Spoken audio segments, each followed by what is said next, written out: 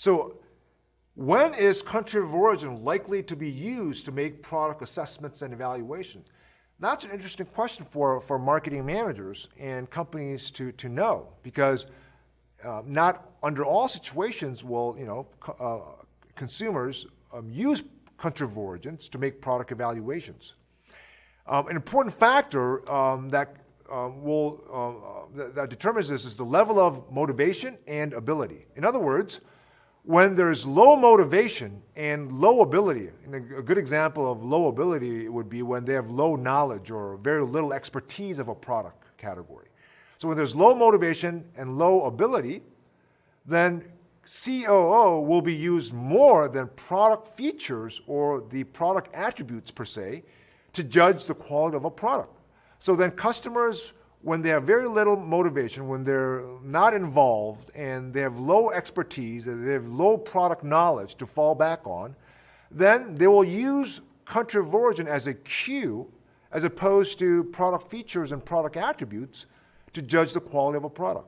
In other words, country of origin, in this case, simplifies the decision making. It's used as a heuristic, so to speak, to simplify and make this decision making task a lot easier. Whereas when customers are highly involved, and we're talking about experts here that have a lot of product knowledge and they're experts in their field, then CEO is less likely to be used, and these people will rely on the product features and attributes to judge the quality of a product.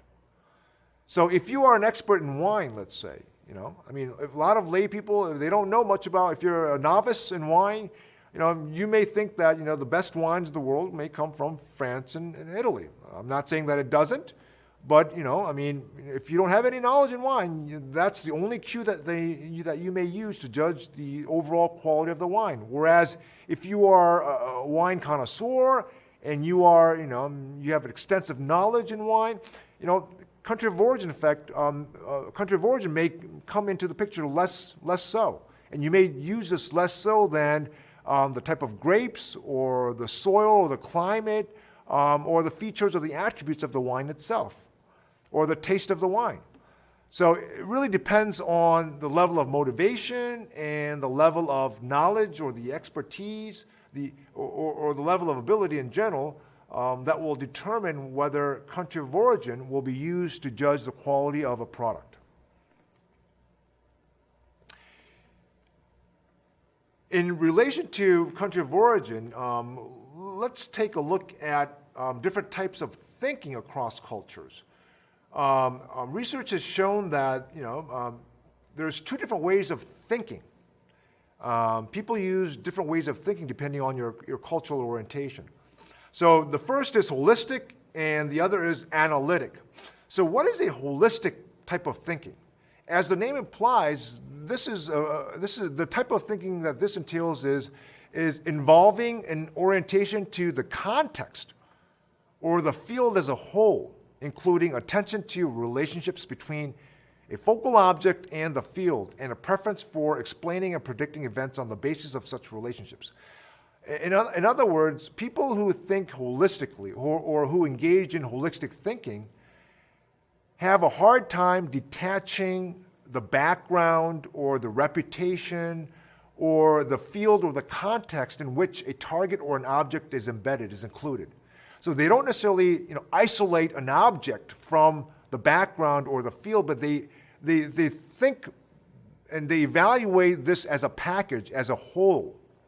So let me just give you an example that hopefully will clarify what we mean by this. So we asked people, not I didn't ask, but the literature has shown that studies have asked people, they've shown man, woman, and child, and they've asked people to group two that are more similar to one another. And if you ask Chinese versus American people, the Chinese are more likely to group woman and child together, whereas the Americans are more likely to group man and woman together. And the reason is because for the Chinese, although man and woman are both adults and child is not an adult, but the Chinese think in terms of relationships. So, the relation between a woman and a child is stronger. A mother and a kid is stronger than a man and a child. So they tend to group objects and targets together that have a strong relationship. Whereas, people in the West tend to group objects together that share feature similarities, that share physical similarities. So moving on to the next example, seagull, square, and grass. So again, we asked, when Chinese or people from the East versus people from the West were asked, group two that are similar. People from the East said squirrel and grass more than seagull and squirrel, whereas people from the West said seagull and square. Again, similar reason. Seagull and square, for the Westerners, these were natural groupings because they're both animals. Whereas people in the East said that, squirrel and grass should go together because squirrels play on grass or they live in grass. So as you can see, people who engage in holistic thinking think more about the context or the background or the field or the environment or the relationships, whereas people from the West don't necessarily pay that much importance to the field or the context or the relationships. And they view things together more along the lines of whether they share features that are similar. So one conclusion that we can draw is that East Asians are more holistic thinkers.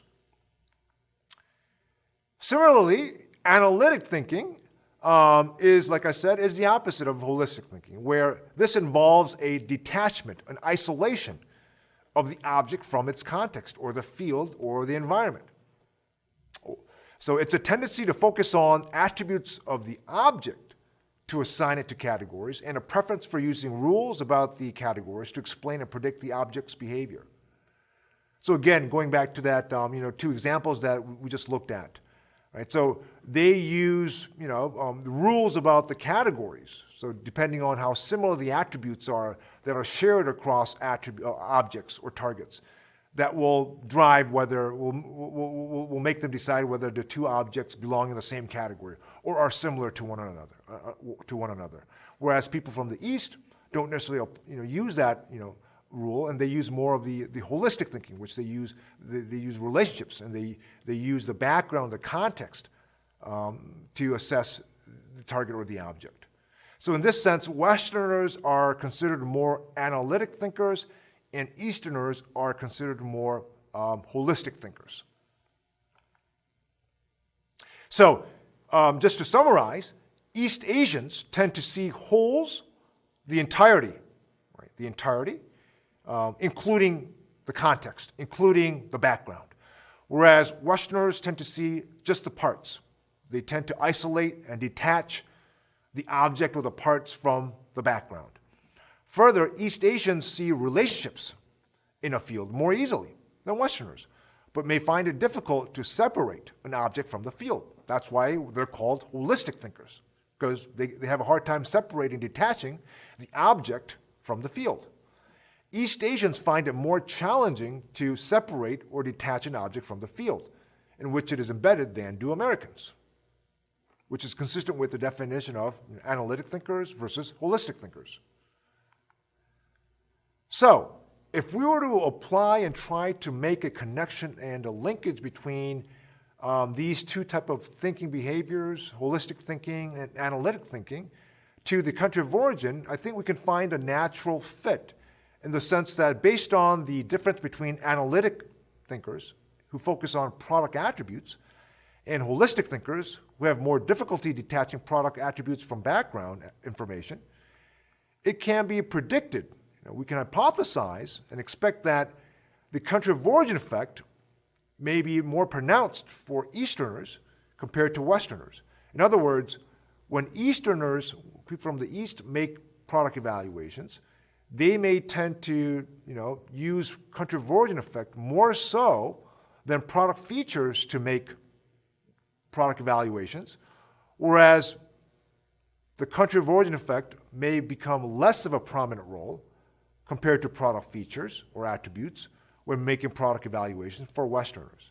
So the country of origin effect will play a more important role, whereas it will play less of a role in making product evaluations for Easterners versus Westerners.